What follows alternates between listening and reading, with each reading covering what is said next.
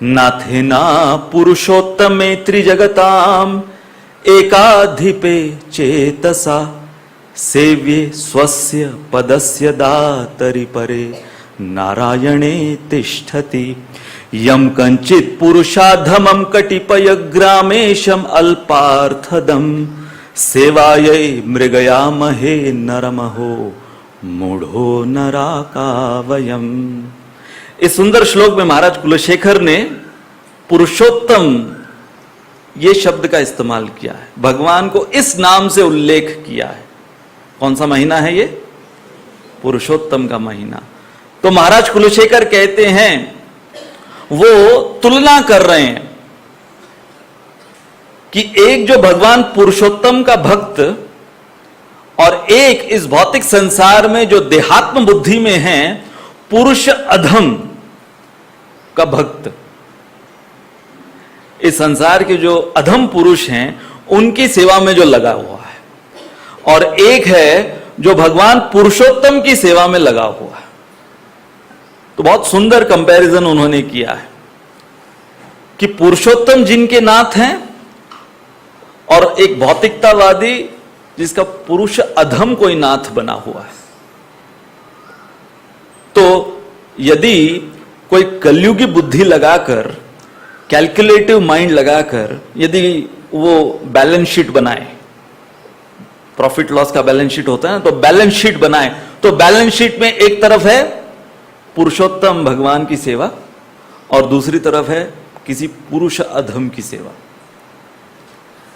तो उसमें महाराज कुलशेखर कहते हैं कि जब कोई पुरुषोत्तम की सेवा करने जाता है तो भगवान पुरुषोत्तम अपने सेवक को बदले में देते क्या है? अवश्य ही जब कोई किसी की सेवा कर रहा है तो उसके बदले में वो कुछ मुनाफा चाहता है, कुछ वेतन चाहता है। तो भगवान पुरुषोत्तम क्या देते हैं? वो अपने आप को दे देते हैं। इतना ही नहीं, वो अपने स्वयं का धाम उस व्यक्ति को दे देते हैं। तो इसमें यदि हम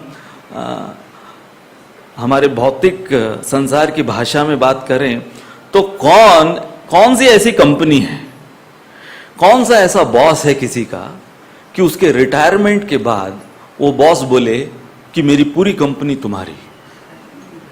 हाँ ठीक है, पेंशन देते हैं, बहुत से ऑर्गेनाइजेशंस पेंशन देते हैं, परंतु कौन सी ऐसी ऑर्गेनाइजेशन होगी, कौन सा ऐसा बॉस होगा जो कहेगा कि रिटायरमेंट के बाद मेरा बंगला तुम्हारा।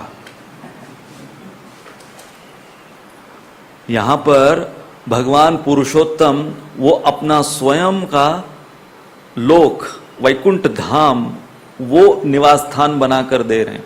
इसलिए प्रभुपाद क्या कहते हैं? Back home, back to godhead. ये हमारा जो इस संसार में आवर्तन आवागमन चल रहा है, यहां से पुरुष अधम से सेवानिवृत्त होने के पश्चात या पुरुषोत्तम की सेवा करने के पश्चात रिटायरमेंट बेनिफिट्स क्या है? उनका स्वयं का धाम। तो कोई ये प्रश्न पूछे कि यदि इतना बड़ा बेनिफिट कोई दे रहा है, अगर आपके पुरुषोत्तम जो इस प्रकार के बॉस हैं कि अपने स्वयं का धाम दे रहे हैं, और वो भी चिंतामणि धाम, ऐसा नहीं कि कोई 2 BHK का फ्लैट है, जो चिंतामणि धाम अपना दे रहे हैं, तो फिर वो कसरत भी बहुत कराएंगे, मेहनत भी बहुत कराएंगे। तो महाराज कुलशेखर कहते हैं कि एक पुरुष अधम की सेवा करने के लिए व्यक्ति को कितनी मेहनत करनी पड़ती है, फिर भी बॉस प्रसन्न नहीं रहते, हर समय नुक्स निकालते रहते हैं। तो ये ठीक से नहीं करता, वो ठीक से नहीं करता, हर समय छुट्टी मांगता रहता है, ऑफिस में सोता रहता है। एक बहुत बड़ा जमींदार, उसने एक नए सेवक को, नौकर को नियुक्त किया घर के कामकाज के लिए। तो सब कुछ करता था वो, उसके लिए खाना बनाता था, परोसता था, मालिश करता था, उसकी सारी सेवाएं उसकी वो नौकर करता था। तो कुछ समय तक उसकी नौकरी इस प्रकार से ठीक प्रकार चल रही थी। एक दिन जमींदार उसने उसके घर पर बहुत से बड़ी पार्टी रखी थी, तो सगे संबंधियों को, रिश्तेदार इत्यादि इनको बुलाया था। तो ये जो नौकर है अब पूरे पार्टी में वो खाना परोस रहा है। तो दाल जब वो अपने मालिक को परोस रहा था तो मालिक ने नए आलीशान कपड़े पहने थे, हाँ, पूरा पूरा उसका खानदान आया हुआ है, उसका समाज आया हुआ है, तो नए कपड़े पोशाक पहनी हुई थी। तो ये नौकर दाल परोसते परोसते दाल की कुछ छींटे, कुछ बूंदे इसके नई पोशाक पर गिर गए। मालिक के नए कपड़ों पर दाल की कुछ बूंदे गिर गए।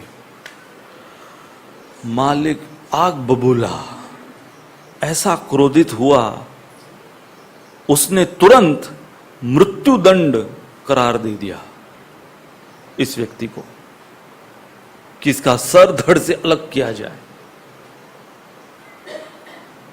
तो जैसे ही इस नौकर ने यह सुना तो जो दाल का पतीला था वो पूरे दाल का पतीला दाल से भरा हुआ उसके कपड़ों पर डाल दिया।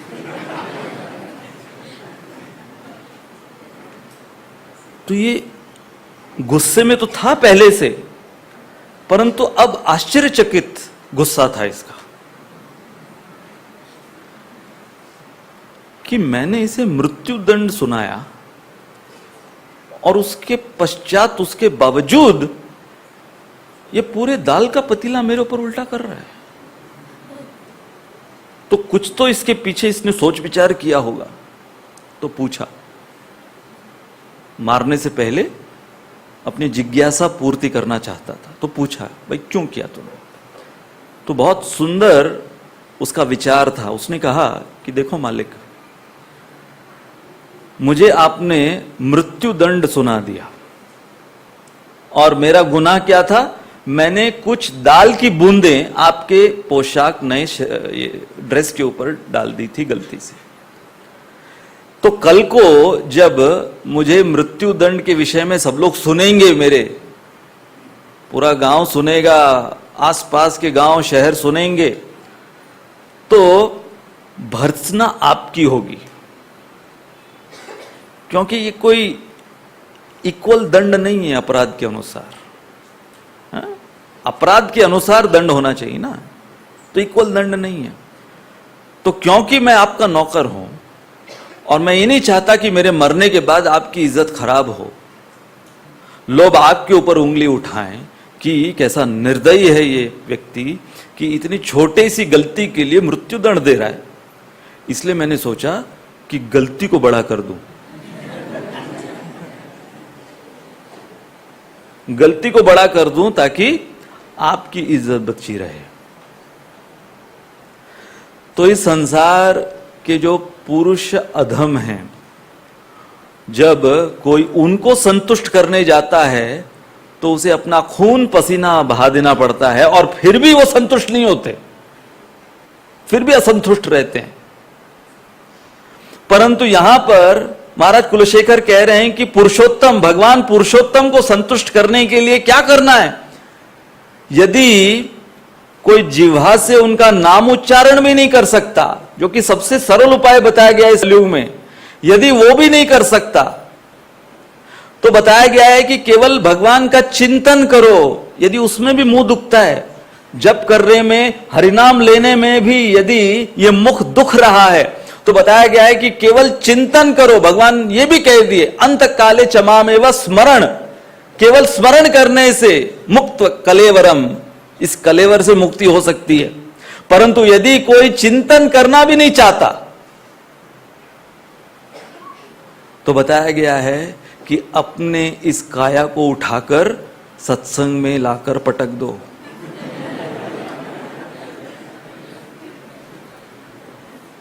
कोई कहेगा वो तो चिंतन और हरिनाम से ज्यादा मुश्किल है।